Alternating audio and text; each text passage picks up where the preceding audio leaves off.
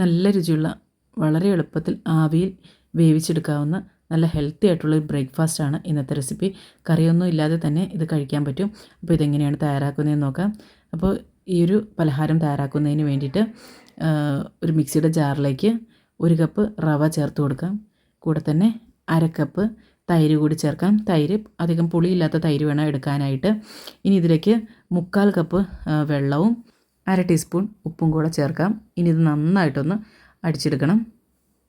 അപ്പോൾ അതായത് ഇപ്പോൾ നന്നായിട്ട് അരച്ചെടുത്തിട്ടുണ്ട്. ഇനി ഇതൊരു ബൗളിലേക്ക് മാറ്റാം. പിന്നീട് ഇതിനകത്തേക്ക് ഒരു ചെറിയ കഷ്ണം സവോള ചെറുതായിട്ട് അരിഞ്ഞത്, ഈ പച്ചക്കറികളൊക്കെ നമ്മുടെ ഇഷ്ടത്തിനനുസരിച്ച് മാറ്റിയെടുക്കുക കേട്ടോ. പിന്നെ എരിവിന് ആവശ്യമായിട്ടുള്ള മുളക് ചെറുതായിട്ട് അരിഞ്ഞത്, അതുപോലെ ക്യാരറ്റ് കുറച്ച് ചേർത്തിട്ടുണ്ട്. ഇനി ഇതെല്ലാം കൂടെ നന്നായിട്ടൊന്ന് മിക്സാക്കി എടുക്കാം. ഇനി ഒരു നുള്ള് സോഡാപ്പൊടി കൂടി ചേർക്കാം. എന്നിട്ട് നന്നായിട്ടൊന്നുകൂടെ മിക്സാക്കിയതിന് ശേഷം നമുക്കിത് കുക്ക് ചെയ്തെടുക്കാം. അപ്പോൾ അതിന് വേണ്ടിയിട്ട് ഒരു നമ്മുടെ പ്ലേറ്റ് എടുത്തിട്ടുണ്ട്. അപ്പോൾ ആ പ്ലേറ്റിലിട്ട് കുറച്ച് എണ്ണ ഒന്ന് അപ്ലൈ ചെയ്ത് കൊടുക്കാം. ഇനി ഇതിനകത്തേക്ക് ഈ ഒരു മാവ് ഒഴിച്ചു കൊടുക്കാം.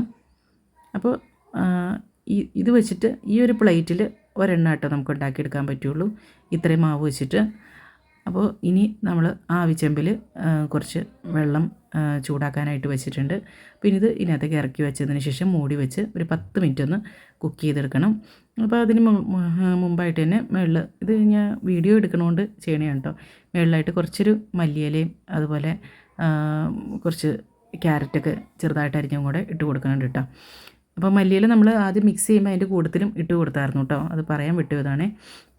അപ്പോൾ അതായത് ഇപ്പോൾ 10 മിനിറ്റ് കഴിഞ്ഞപ്പോഴത്തേനും നന്നായിട്ട് കുക്കായി വന്നിട്ടുണ്ട്.